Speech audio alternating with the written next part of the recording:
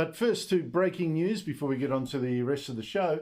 Anthony Albanese has tested positive to COVID-19. The news broke a quarter of an hour ago. Sky News political reporter Jonathan Lea, nevertheless, has been all over this story from 15 minutes ago. He's been with the opposition leader on the campaign trail. Joins me now from Sydney. Jonathan, this is huge news. Well, Andrew, I can tell you 15 minutes ago I was in gym clothes and preparing to actually go for a run for the first time in about 2 weeks. Then it broke. We put in some quick phone calls and found out that, yes, Anthony Albanese has tested positive to COVID, which means Labor's campaign has completely changed. In fact, only 8 minutes before we found out, we received a text message, a WhatsApp message, which often gets shared between the group, to say that we'll be picked up at 5 a.m. tomorrow morning. The expectation was the travelling media with Anthony Albanese was going to be going to Western Australia. We've filled out our G2G forms, enabling us to enter the state. We were probably going to go to South Australia through the seat of Boothby on the way. But now everything has completely changed. We wait to find out what the strategy will be from the opposition. We expect he will kit himself up with a laptop at home and be doing online events. But it's a sort of campaign we've never seen before in Australian history.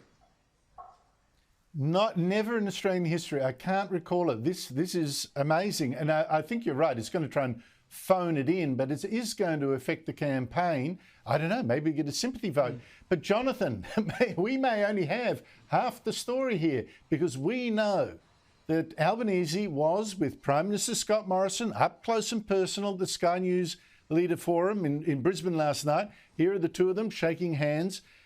Isn't it possible that we could have two leaders in isolation for the next week?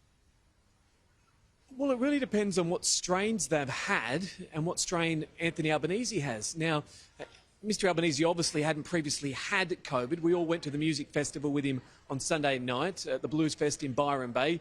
He entered the crowd. He was surrounded by thousands of people at certain stages. It was a risky adventure for him. He jumped on the media plane on the way back. There was a problem with what planes we could have on the tarmac. So to his credit, he said, well, I'll get aboard the media plane. It'll save them getting a bus from Byron Bay up to Brisbane very late at night. So we were all on board that. We've obviously all been around Mr Albanese for the past couple of days, although in outdoor events, and you're 100% correct. He shook Scott Morrison's hand yesterday. He also stayed behind after the leaders' debate last night to chat explicitly with some undecided voters and to take further questions as well. That was indoors in very close quarters.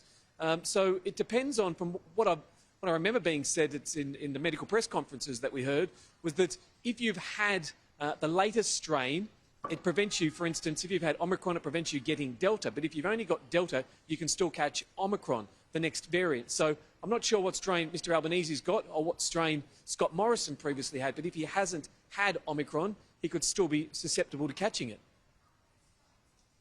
This is absolutely wild. Jonathan Lea, thank you so much for your time.